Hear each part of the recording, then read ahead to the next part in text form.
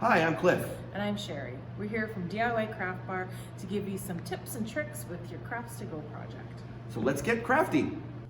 Hi, I'm here to give you some helpful tips and tricks when it comes to your vinyl stenciling at home.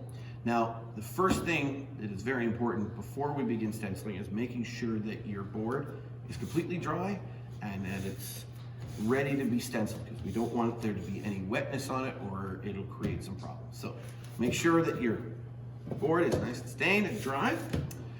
Prepping your stencil, there may be some additional things that you might need to do. Now, in some cases, you might just get a solid piece of vinyl with your stencil. Some of these, if you don't, then you just keep it in one piece. You don't need to do anything other than just peel off the back and place your stencil onto the project, like so. As you can see, it's one piece, doesn't require you to do anything. However, certain projects will require you to cut. So for example, our Welcome to Our Home, you can keep the top portions in one piece, but you'll need to cut out the H because you need to leave that gap for the extra parts. So you'll need to cut the H out of your stencil and place it accordingly. So be sure to do that as well. And then when it actually comes time to stencil, this is what we do. So as you can see here, we've got our grid pattern, which is on top. We've got our white backing, and the blue portion, which is our vinyl stencil. What we're gonna do first is we are going to peel off the back white portion of the stencil. You can see here. Now what I like to do is I like to place mine on the ground and I like to slowly peel it off as I go across. Now you might find that some of the letters don't want to come off of this white piece. So if that's the case, if you find they're sticking, just push them back down onto the top pane. Just like that. So you can see here, the part is not coming off. I'll go back, I'll push it back down, and there you go. It's on there. And we'll continue to do this all the way through the whole stencil. And again, just doing a nice roll technique just allows you to make sure that all of your stencil stays on the top grid part. And there you go. So now that you have your white piece gone, this you can discard. And now you have your stencil. Now you can see, you can't feel it, but it is sticky on this side. So it's ready to be placed down and then stenciled. So what we're gonna do is we're gonna make sure that we put it in the place that we want it on your project. Make sure it's nice and straight, and it does have a grid, so you can use those as markers to see whether or not it's in the right spot. Of course, a ruler always helps if you want to see how far you are off from your edges to make sure it's nice and centered. If you find that it's not, you can readjust it a little bit, move it over. Okay, now once it's in place and you're happy with that, we're gonna gently smooth it out like so. Make sure that everything is sticking down. And now we are going to peel off our top grid part. So and again, same idea. We're just gonna roll it across just so that everything stays. And once you have that in place, now we're ready to stencil. And of course you can discard this. Okay, so in this example I'm using black and I'm putting a little bit of paint on my paintbrush, making sure that it's not overly saturated.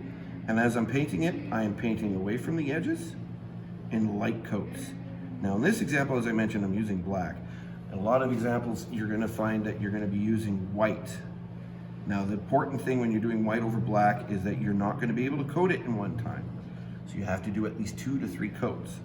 So the important thing is to do nice light coats as you go and rotate your brush back and forth, just like that, and away from the edges, and not a lot of paint. Because the more paint you have, the longer it's gonna take for it to dry, and it also can dry with big clumps on it. And of course, if you put too much, it could also bleed. Now, there's no guarantee that you're not gonna get bleeding, But if you do light coats and just like this, take your time away from the edges, you're less likely to get a lot of bleeding.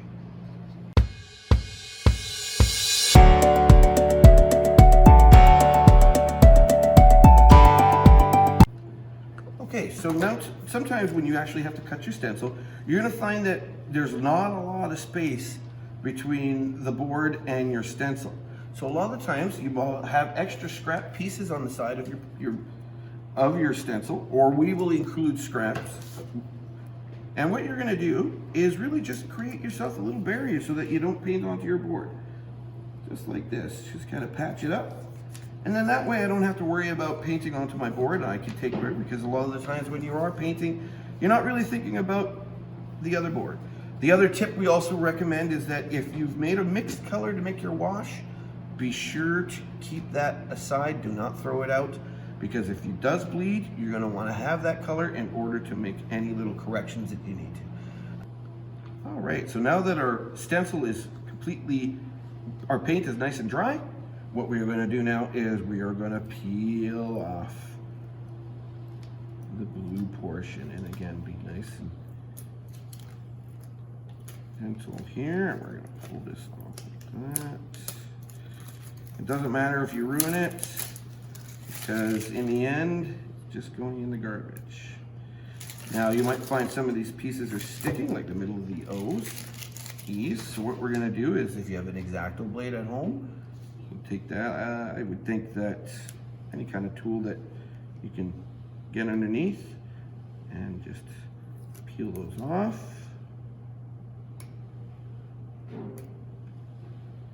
Like that. And our middle of our E.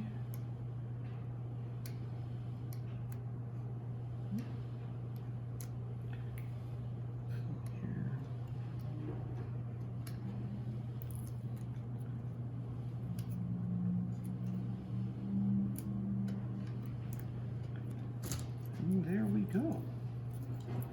And as you can see, it's completed. Okay, now we have a couple of little pieces here. So what I would do in this case is just come in with your mixed color. You can use a little bit of an X-Acto blade if you have, and scrape a little off if you need to, just to kind of clean that out, because just like that. And then I'm just going to use some of my paints that I had from before, and I'm just going to re-put it onto the board, just like that. And then I'm going to gently wipe it off, because it's just a wash again. And there we go, we fixed the bottom portion. And there you go, there's the stenciling. Happy crafting. We hope that these tips helped you with your Crafts to Go project. If you have any further questions, just reach out to us by email or social media with the links below. Be sure to like and follow us and post your finished creations on social media and hashtag DIY Craft Bar. We hope to see you soon. Thank you.